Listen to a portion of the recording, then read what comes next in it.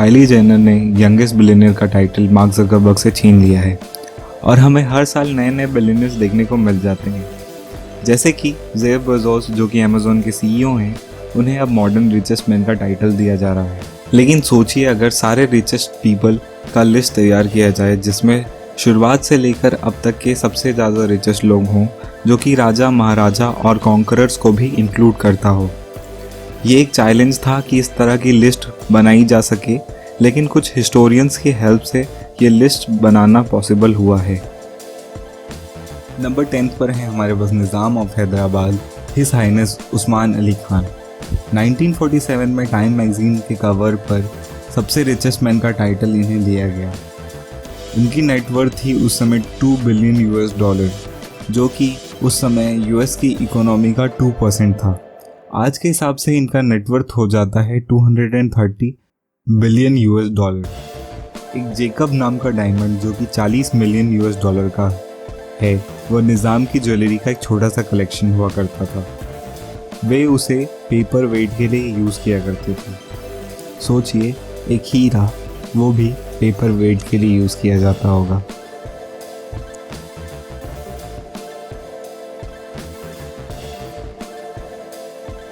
Nikolai अलेक्जेंडरविच Romanov जो कि last scissor of Russia के नाम से जाने जाते हैं, वह हमारे लिस्ट के 9th नंबर पर हैं, जिनका नेटवर्थ $300 बिलियन था आज के टर्म्स के हिसाब से। इन्होंने 1894 से लेकर 1917 तक राज किया। रोमानोव फैमिली ने रशिया पे 300 साल से राज किया था। इनकी फैमिली की ज्वेलरी कलेक्शन ही 160 मिलियन रूबल्स का है और ये कई मल्टी मिलियन बैंक्स और रेल रोड्स ओन करते थे।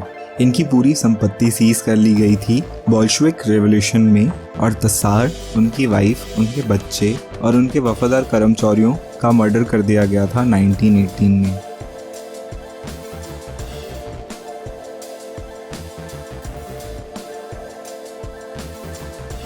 इंडस्ट्रियलिस्ट और फिलंथ्रोपिस्ट एंड्रयू कार्नेगी का जन्म स्कॉटलैंड में हुआ था। वे एक हैंडलूम वीवर के बेटे थे और वह अमेरिका शिफ्ट हुए जब वो बस 13 साल के थे और टेलीग्राम और रेल रोड्स की कंपनी में काम किया करते थे। काम करते करते ही उन्होंने ऑयल, इंफ्रास्ट्रक्चर और स्टील में इन्वेस्ट करना चालू किया, जो कि आगे जाकर बनी कार्नेगी स्टील कंपनी। इस स्टील के बिजनेस ने कार्नेगी को बहुत सक्सेसफुल बनाया और उन्होंने अपनी कंपनी को सेल कर दिया, जो कि आगे जाकर बनी यूएस स्टील कॉरपोरेशन, और रिटायर हुए $480 मिलियन 1901 में, जब उनकी नेटवर्थ थी $337 बिलियन आज के हिसाब से। उनके रिटायरमेंट के बाद उन्होंने अपने ज़्यादातर पैसे को एजुकेशन, वर्ल्ड पीस, लाइब्रेरीज और साइंटिफिक रिसर्च में लगा दिया।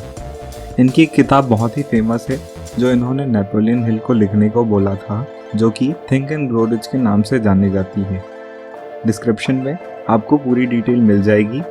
ये बुक एक सक्सेस मंत्र है।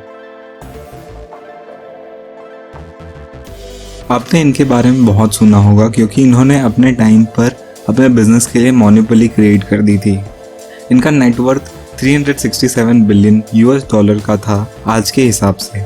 इन्होंने अपनी ज़्यादातर संपत्ति ऑयल के बिजनेस में बनाया और इनकी कंपनी का ऑयल सप्लाई कंट्रोल 90% था पूरे यूनाइटेड स्टेट्स में।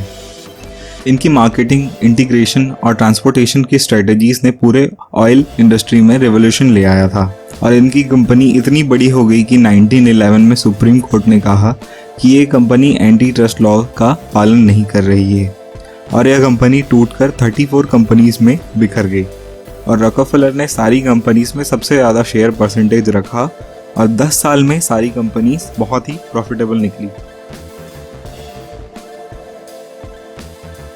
माली और तिम्बकतू के पहले राजा मासा मूसू का नेटवर्थ $415 बिलियन था आज के हिसाब से और ये कंट्रोल करते थे माली एम्पायर और गाना एम्पायर को। इनको एक टाइटल भी मिला था, the Lord of the mines, और ये दुनिया के आधे से ज़्यादा गोल्ड को ओन करते थे। किंग सोलोमन ने इजराइल में 40 सालों तक राज किया। इन्हें इनकी बुद्धिमत्ता और अत्यंत धनी होने की वजह से जाना जाता है। कहा जाता है कि इनके राज में इन्हें गोल्ड के 666 टैबलेट मिलते थे जो कि 39,009 किलो होते हैं हर साल। ये उनकी टैक्स कलेक्शन एवं ट्रेड की कमाई को मिलाकर उनका नेटवर्थ बनता है 2.2 ट्रिलियन $। सोलोमन ने अपने पैसों के उपयोग से कई सारे टेम्पल बनाए इजराइल में।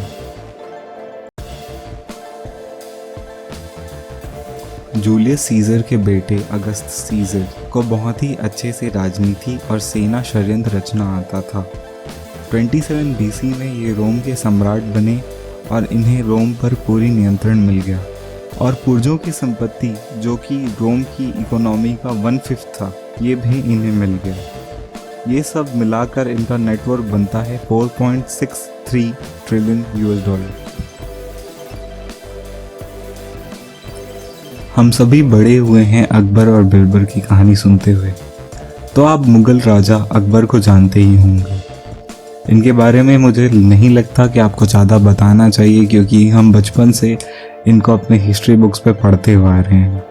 अकबर का नेटवर्थ होता है 21 ट्रिलियन का आज के हिसाब से। अकबर एक जीनियस थे मिलिट्री और राजपाट दोनों के हिसाब से। अब हम पहुंच गए हैं हमारे लिस्ट के नंबर 2 पे। हमारे लिस्ट के दूसरे नंबर पर एक चाइनीज़ राजा जिनका नेटवर्थ है 30 ट्रिलियन $। आज के हिसाब से, जो कि शोंग वंश के चौथे राजा थे। इनके राज में इन्होंने कई अच्छे प्रोग्राम्स लेकर आए, जैसे कि चाइना में बनाना और बाहर देशों में बेचना और कम ब्याज में किसानों को लोन देना। सबसे डरावने राजा और मंगोल साम्राज्य के संस्थापक हमारे लिस्ट के टॉप पे हैं और उनकी नेटवर्थ 100 ट्रिलियन $। से भी ज़्यादा होगी। चंगेज़ खान ने 1206 से लेकर 1227 तक अपनी सेना को लेकर सारे पड़ोसी देशों में एक बहुत ही खूंखार हमला किया और सारी जंग जीत गए। एशिया का अधिकतर एरिया और पूरा चाइना इनके नियंत्रण पर आ गया और इसकी वजह से उन्हें बहुत सारे राजाओं और देशों की संपत्ति इनके अंदर आ गई और इतना सारा ज़मीन होने के कारण आज तक ये सबसे richest person in the world हैं। तो ये थी पूरी लिस्ट। क्या आप हमारी लिस्ट के साथ सहमत हैं या नहीं? प्लीज़ हमें कमेंट कर बताएं।